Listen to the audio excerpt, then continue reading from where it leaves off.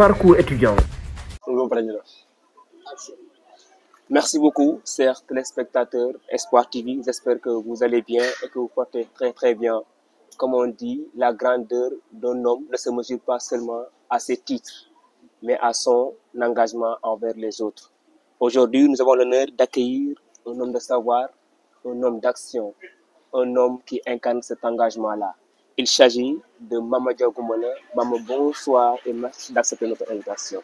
Merci beaucoup, Mansour. Avant tout, j'aimerais remercier toute votre équipe en votre nom pour cette belle occasion qui m'est offerte de discuter, mais également de partager avec les étudiants de Sanar. Donc, également, je passe mes salutations à toute votre communauté et prier pour que cette noble cause puisse continuer parce que depuis la création de votre chaîne, il y a pas mal de bonnes choses qui ont été faites. Donc, continuez sur cette lancée et je pense bien que la communauté estudiantine est très fière de vous. Merci beaucoup. Merci beaucoup, maman. J'espère que c'est très clair. Donc, il y a des gens qui vous suivent et ils ont envie de découvrir qui est Mamadou Goumbala. Alors, certainement, je m'attendais à cette question. Et d'habitude, je reproche aux gens de vouloir trop parler d'eux. Et aujourd'hui, si c'est à moi de le faire, ça peut être un peu délicat. Mais ne vous en faites pas, je vais essayer quand bien même de dire 2 à 3 choses sur moi. Alors, Mamadou Goumbala ou bien Mamadou Goumbala, parce que certains pensent que mon nom c'est Mamadou Goumbala, alors que je m'appelle Mamadou Goumbala. Mais maman c'est Ndiaw, comme Baki c'est Samba. Voilà. Et je suis né à Dakar un certain 27 décembre 1997. Mais j'ai grandi à Louga. C'est là-bas que j'ai fait toutes mes humanités avant de venir au campus. Donc, je peux dire que c'est ça mon pédigré intellectuel. Et concernant ma vie propre ou ma vie personnelle, je peux dire que maman, c'est un gars très simple, qui est, comme disent les autres, généreux entre guillemets, qui a peut-être trop de défauts et peu de qualités. Merci beaucoup. Merci beaucoup pour cette belle présentation, maman. Maintenant, est-ce que vous pouvez revenir un peu sur votre parcours scolaire depuis votre primaire jusqu'à votre baccalauréat? Alors ça, c'est une question qui me rend fier. Parce qu'en réalité, il y a beaucoup de choses qui sont passées pour que peut-être le maman qui est un tout petit peu connu aujourd'hui soit là.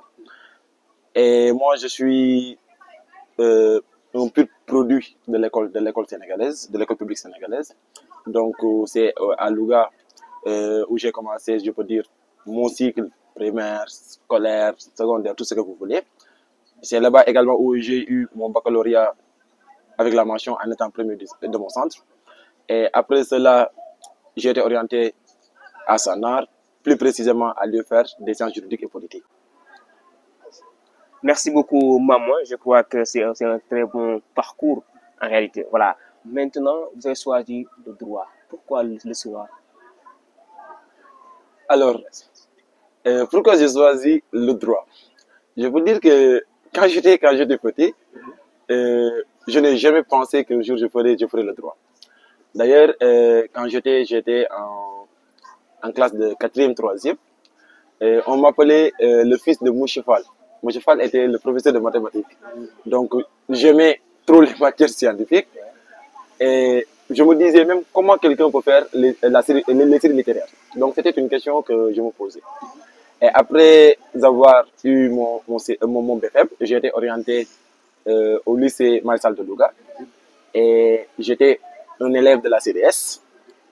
Jusqu'en premier, je faisais la CDS. Mais comme j'ai toujours aimé écrire, en un certain moment, je me suis dit, mais est-ce que ces sciences-là pourraient m'apporter quelque chose dans la mesure où il y a une passion qui commençait à être ressentie? C'est comme ça que j'ai eu à faire la série L'. Et après l'obtention de mon baccalauréat, il y a un cousin qui s'appelle Papa qui m'avait dit, c'est mieux que tu fasses droit. Bon, beaucoup choisissent le droit parce que peut-être quand ils étaient petits, ils voulaient être avocats, ils voulaient être magistrats, ainsi de suite. Mais moi, je peux dire que je l'ai choisi par défaut. Mais croyez-moi, il n'y a aucun regret. Parce que si c'était à refaire, il n'y aurait pas également de problème. Très bien. Très bien. Maintenant, vous êtes à l'Université Gaston Berger de Saint-Louis.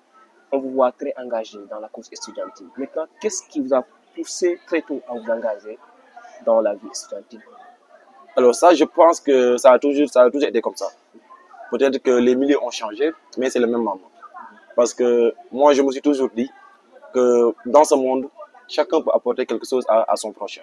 Donc, j'ai essayé, depuis que je suis maman, de donner une certaine ampleur à cette conviction. Raison pour laquelle, quand je suis venu au campus, automatiquement, j'ai su intégrer pas mal de communautés, pas mal de structures. Et l'idée qui tapissait tout cela, c'était tout simplement de contribuer à l'épanouissement social de la personne. Donc, ça, pour moi, ça saute de l'ordinaire. Cela veut dire que c'est maman en chair et en os. Maman a toujours été comme ça. Donc, pourquoi cet engagement? Pour moi, il n'y a rien de bizarre, c'était juste naturel en réalité. D'accord, merci beaucoup. Vous êtes ancien président de l'amicale, c'est ça? Oui. Maintenant, vous avez été président de l'amicale en sciences et politique. Comment ça a arrivé? Alors là également, c'est une petite histoire. Et parfois, j'essaie de partager cela avec les bleus, comme on dit souvent. Parce que quand je suis venu au campus, j'étais un bleu tellement turbulent. Cela veut dire que moi, je ne me considère même pas comme un étudiant, mais peut-être comme un gros élève, je dirais. C'est la raison pour laquelle il y avait un ancien qui s'appelle El Hadj Bandour, qui était autant, comment dirais-je, un membre de l'amicale, le secrétaire général de l'amicale. Et quand on est bleu, on est tellement fougueux, on est tellement intéressé par ces affaires d'élection et tout cela. Et de base, avec notre groupe qui s'appelait DRAR à l'époque, notre ancien nous avait saisi pour qu'on puisse l'aider concernant ces élections et tout cela. Et après sa victoire, il nous a demandé de rejoindre son bureau. Alors, moi, c'est hasardeusement que j'ai rejoint le bureau de l'amicale. Mais trop tôt, j'ai aimé comment dire, cette aventure, faisant que j'ai eu à occuper presque tous les postes au sein de l'amicale jusqu'à devenir président. Donc, je peux dire que mon imprégnation au sein de l'amicale s'est faite de la manière la plus simple qui soit.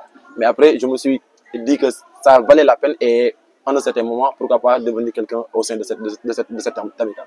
Maintenant, en tant que président de l'amicale, quelles sont les actions ou réformes que vous avez menées durant votre mandat? Est-ce qu'il y a eu des réformes? Alors, réforme ou action, peut-être qu'il y a une chose qui mériterait d'être éclairée. Vous savez, quand il y a une institution, pour ne pas dire une structure, à chaque instant, il y a un travail qui a été préétabli. Il y a quelque chose qui a été bâti peut-être par ceux qui vous ont dépensé. Et quand tu viens, tu essaies tout simplement de t'imprégner de cette réalité. C'est pourquoi quand je suis venu, il y a Boubacar Fall qui était président avant moi, il y a El Hadj Bandour qui était président avant moi. J'ai eu à comprendre comment les choses allaient, comment les choses fonctionnaient, tout cela. Donc je suis venu, il y a des acquis qui étaient là. J'ai essayé tant soit peu de les améliorer, de consolider ces acquis. Maintenant, la chose la plus importante, ou bien l'une des choses les plus importantes, c'est que moi j'avais pensé qu'il fallait en un certain moment essayer au moins de changer la façon dont les gens regardaient l'amicale. Pour moi, l'amicale, au lieu, avant d'être, comment dirais-je, une structure à but pédagogique, ainsi de suite, il y avait cet aspect moral qui était assez important. C'est pourquoi j'ai eu une certaine affinité très tôt avec les bleus, ainsi de suite, ainsi de suite. Et comme réalisation, je peux dire qu'on a eu à poser quelques actes concernant les jardins de l'amicale. Pour les fauteuils de l'amicale, on les avait changés, comme vous savez. On avait eu même à fabriquer, à confectionner ce qu'on appelle je dirais, comment dirais-je, une sorte de table vitrée, voilà. Et concernant le volet scientifique pédagogique, on a eu à organiser pas mal de tutorats comme ça je faisais. Mais surtout, on a eu à inviter Guy Marius Sagna, je me rappelle, qui était venu pour faire un grand panel au sein du campus. Côté sportif, pour la première fois, notre équipe de football avait gagné la compétition inter-UFR de football. Je pense bien on avait eu à changer, acheter de nouveaux maillots et tout cela.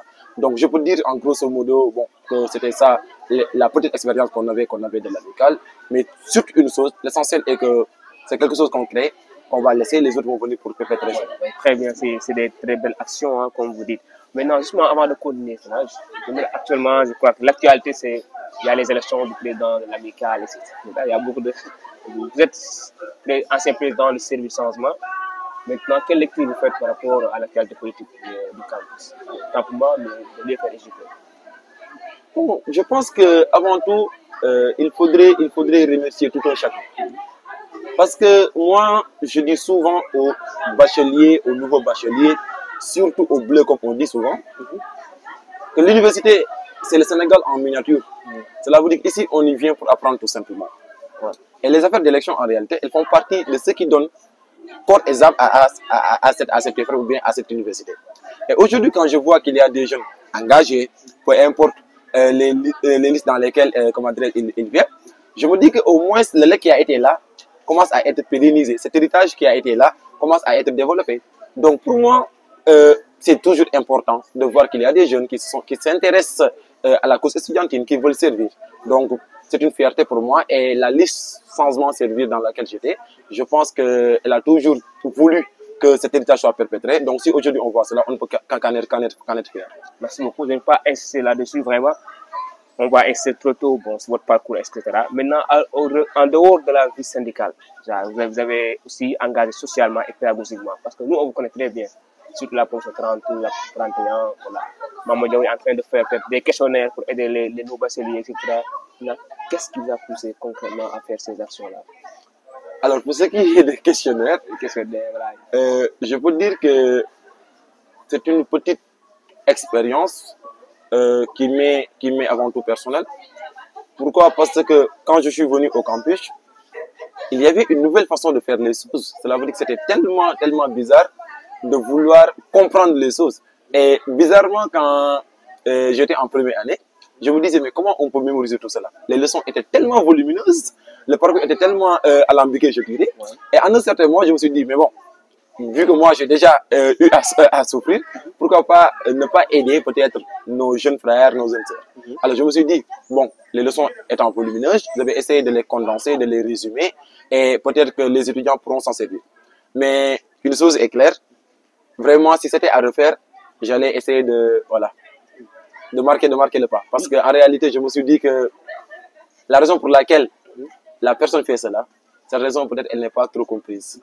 Oui, toujours dans cette même logique, même que pédagogiquement, socialement. Je crois qu'il y a beaucoup de personnes qui vous sollicitent pour votre aide, quoi. Pour partager des affiches, pour aider les autres. Ça aussi, qu'est-ce qui explique cela? Bon, je pense que j'ai eu à effleurer cette question tout à l'heure. Parce que quand je dis que maman est un tout petit peu généreux, ça signifie tout simplement que pour moi, cette vie, voilà, elle passe trop vite. Elle passe trop vite. Et qu'à chaque instant, peut-être, il y a des gens qui sont dans le besoin. Et la vie au campus, elle est extrêmement compliquée. Donc, parfois, tu vois des étudiants qui n'ont même pas, comment dirais-je, un centime pour acheter un ticket de saut. Parfois, tu vois des étudiants, surtout les filles, qui sont dans le besoin, ainsi de suite. Et quand ces gens te sollicitent et que toi, peut-être tu as une certaine communauté derrière, qu'il y a des gens qui te suivent, que ton répertoire est constitué de pas mal de personnes. Donc, si tu peux partager une affiche ou bien lancer une collecte, je pense que c'est toujours bien. Raison pour laquelle, depuis tout petit, j'essaie d'œuvrer dans cette dynamique. J'essaie au moins d'aider dans la mesure du possible et pourquoi pas, contribuer à l'épanouissement de la personne. Très bien, je crois que c'est assez clair. Maintenant, en parallèle de vos activités pédagogiques, sociales, on voit que vous êtes écrivain. Quel a été le déclic en cas pour être écrivain en fait? Le déclic pour être écrivain. Alors, est-ce que maman est un écrivain? Parfois, j'essaie de me poser cette question pour voir. Je rappelle réalité... je crois qu'il est auteur de trois ouvrages, je ne sais pas. Bon, en tout cas, il m'arrive de me poser cette question. Est-ce que maman est réellement un écrivain? Alors, je vous dis une chose. Les choses sont venues naturellement. Cela veut dire que moi, je n'ai jamais voulu écrire. Jusqu'à ce que je me suis dit, pourquoi ne pas écrire? Et quand j'ai décidé d'écrire, je me suis dit, maintenant, pourquoi ne pas m'améliorer tous les jours? Du coup, c'est comme ça que je suis devenu, tant soit peu, quelqu'un qui écrit, quelqu'un qui manie une plume. Et avec le temps, certains se sont dit, mais maman, il est devenu écrivain, voilà, et ainsi de suite. Donc, j'ai eu à écrire beaucoup de choses sur trop de domaines. Mais je peux dire que c'est devenu une passion. Aujourd'hui, peut-être le maman le plus connu, c'est le maman écrivain, que peut-être le maman, comment dirais-je, de Louga, et ainsi de suite. Mais à travers vos écrits, quel message cherchez-vous à transmettre? Le message que je cherche à transmettre, c'est tout simplement la compréhension de l'être humain. Vous savez, l'être adamique vit dans une sorte de labyrinthe qui parfois est très difficile. Et du coup, pour déchiffrer les différentes composantes de ce labyrinthe-là, il faut au moins qu'il y ait une aide qui peut venir de nulle part. Donc moi, dans mes productions, et cela également, cela dépend du contexte, je cherche toujours à savoir qu'il y a des personnes qui souffrent, qu'il y a des gens, comment dirais-je, qui sont dans le besoin. Et ces gens qui vivent des expériences tellement compliquées, qui vivent parfois des expériences indicibles. Ces gens-là, à chaque instant, je cherche à savoir comment il y aura peut-être une main extérieure, comment il y aura quelqu'un venu de nulle part qui va venir peut-être pour apporter, pour contribuer à la construction, pour ne pas dire pour contribuer au développement de ces gens-là. Donc, c'est ça ma façon de voir l'écriture. C'est pourquoi d'habitude j'utilise des personnages féminins, parce que d'habitude, quand on parle de la femme, on peut dire que c'est le socle même de toute société. Donc, faire parler la femme, c'est faire parler toute la société, évidemment. Mais est-ce que vous pensez que l'écriture peut-elle être un outil de transformation sociale ou politique dans le contexte? Ah, bien sûr, bien sûr. Et malheureusement, les gens écrivent de moins en moins, surtout aujourd'hui avec le développement des technologies comme l'intelligence artificielle, ChatGPT. Les gens écrivent de moins en moins. Mais laissez-moi vous dire que l'écriture, elle peut bien changer. L'écriture a eu à changer. Est-ce qu'elle continue à changer? Je pense bien, même si aujourd'hui les gens lisent de moins en moins, écrivent de moins en moins, il y a des gens qui continuent à s'intéresser à cette passion-là. Et quand on écrit, quand on lit, il y a une communication qui est derrière, il y a une transformation indirecte ou indirecte qui est derrière. Donc, pour moi, l'écriture, oui, elle a toujours ce volet pédagogique, elle a toujours ce volet didactique, elle a toujours ce volet social. Et jusqu'à présent, l'écriture continue de changer, continue de transformer, je peux dire, la société. Effectivement, effectivement. Maintenant, est-ce que vous pouvez parler un peu de votre dernier ouvrage pour que les gens peuvent découvrir un peu en fait? Parce que je crois que vous êtes en train de publier un nouveau ouvrage. Si, c'est vrai. Je suis en train de publier, ou bien je suis en train de faire valoir un autre rêve, parce que quand j'ai publié mon premier ouvrage, en réalité, ce n'était même pas un roman. C'était plutôt un essai. J'essayais à m'imprégner de la chose, voilà. Mais ça, c'est un ouvrage qui est un tout petit peu particulier, parce que de base, c'était une chronique Wattpad. Et moi, je n'aime pas Wattpad, mais j'écris des chroniques sur Wattpad. Et parfois, c'est pour satisfaire le lectorat qu'on essaie au moins de comprendre ce que ce lectorat veut là. Mais peut-être que moi, je n'ai jamais écrit sur Wattpad. Mais quand j'ai commencé la chronique Wattpad ou bien la chronique condamnation sur Wattpad, j'ai vu que les gens ont très tôt aimé cela. Alors je me suis dit, pourquoi ne pas transformer cette chronique en un roman? Et depuis 2023, le roman était prêt, mais vous savez, entre 2023 et 2025, au Sénégal, il y avait pas mal de perturbations politico-sociales. Du coup, la maison d'édition ne pouvait pas être en mesure de travailler comme ça se devait. Mais je crois que d'ici, ou bien sous peu, l'ouvrage sera publié. Et dans cet ouvrage-là, je raconte l'histoire d'une certaine Safia, qui était étudiante ici même au campus à l'EFR EJP, qui a eu son master ici. Mais malheureusement ou bien heureusement, cela dépendra de l'appréciation du lectorat. Cette Safia-là est tombée enceinte alors qu'elle n'a jamais eu de relation avec un homme. Donc, la question centrale à laquelle on tentera de répondre, c'est est-ce qu'on peut tomber enceinte alors qu'on n'a jamais connu d'homme dans sa vie? Donc, c'est ça l'intrigue principale du roman et les différents personnages vont essayer, comment dirais-je, de répondre à cette question. Voilà. En tout cas, je crois que c'est très, très intéressant. En tout cas, nous l'attendons avec impatience. Tout à l'heure, je l'ai dit, vous êtes maître en droit public. Et actuellement, vous êtes en formation pour devenir greffier. Pourquoi ce choix professionnel?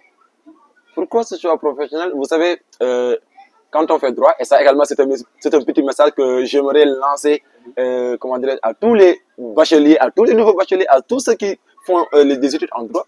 Vous savez, parfois les gens disent que les études en droit sont compliquées ou bien qu'elles sont faciles. Moi, je dis souvent aux étudiants que j'encadre que les études en droit, elles ne sont ni faciles ni compliquées. C'est à l'étudiant de les rendre faciles ou bien de les rendre difficiles. Et à chaque instant qu'un enseignant dit que les études sont difficiles, je dis, mais comment tu as fait pour être en master 2? À chaque instant également qu'un étudiant dit que les études sont faciles, je dis, pourquoi il y a des étudiants qui ont été renvoyés? Donc, à chaque instant, il faut chercher le juste équilibre. Maintenant, pourquoi j'ai choisi, comment dirais-je, de servir la justice? Vous savez, quand on fait droit, malheureusement, au Sénégal, il y a certes trop de débouchés, mais parfois, c'est tout simplement par voie de concours. Alors, je me suis dit, après avoir obtenu, comment dirais-je, mon master, pourquoi ne pas tenter ma chance concernant ces concours nationaux? Alors, pour le greffe, je me suis rendu compte qu'en réalité, il y avait beaucoup de choses à dire concernant ce domaine-là. Je peux dire que c'est un domaine qui est mal connu, ou bien méconnu, je dirais. Et quand j'ai commencé à faire 2 à 3 cours, je me suis dit, mais bon, wow, il y a tout cela derrière. Et vous savez que il n'y a rien de plus beau que de servir son pays. Et pour moi, servir sa justice, c'est avant tout servir son pays. Voilà. Merci beaucoup. Donc, quel est le rôle central du greffier dans le fonctionnement de la justice? Alors, voilà, ça c'est la question la plus importante pour moi. Parce que quand on interroge un citoyen lambda, il va dire tout simplement, le gars il est avocat, le gars il est juge. Rarement, il va parler du greffier. Peut-être que il y a un sentiment d'inachevé quand on parle du greffier, qui est avant tout, on peut dire, quelqu'un qui travaille pour la justice, ou bien dans la justice. Donc, pour dire ça, le greffier travaille dans la justice. Et au tribunal, il y a 3 parties, pour ne pas 3 composantes. Le tribunal est composé de ce qu'on appelle le parquet, cela veut dire que les procureurs et tout cela. Il y a ce qu'on appelle, comment dirais-je, le siège. Quand on parle du siège, on fait allusion, comment dirais-je, on fait allusion aux juges, ceux qui disent le droit. Et il y a une partie très importante qui est souvent oubliée, c'est le greffe. Alors, le greffe, en réalité, on peut dire que c'est le partenaire, ou les greffiers, autant pour moi, ils sont les partenaires privilégiés des justiciables, mais également, ils sont les collaborateurs privilégiés des juges. Une chose est claire, on ne peut pas concevoir un jugement sans qu'il n'y ait, comment dirais-je, la signature, pour ne pas dire du greffier. Donc, dans tous les actes qui sont délivrés au tribunal, il y a la main du greffier. Quand vous voulez un certificat, comment dirais, un certificat de nationalité, il y a la contre-signature du greffier. Donc, dans tous les actes qu'on donne ou bien qu'on délivre au tribunal, il doit y avoir la participation du greffier. Au tribunal également, quand il y a une audience, le greffier est toujours présent. Tout ce qui se passe dans l'audience, ou bien en cours d'audience, c'est lui qui va les mentionner.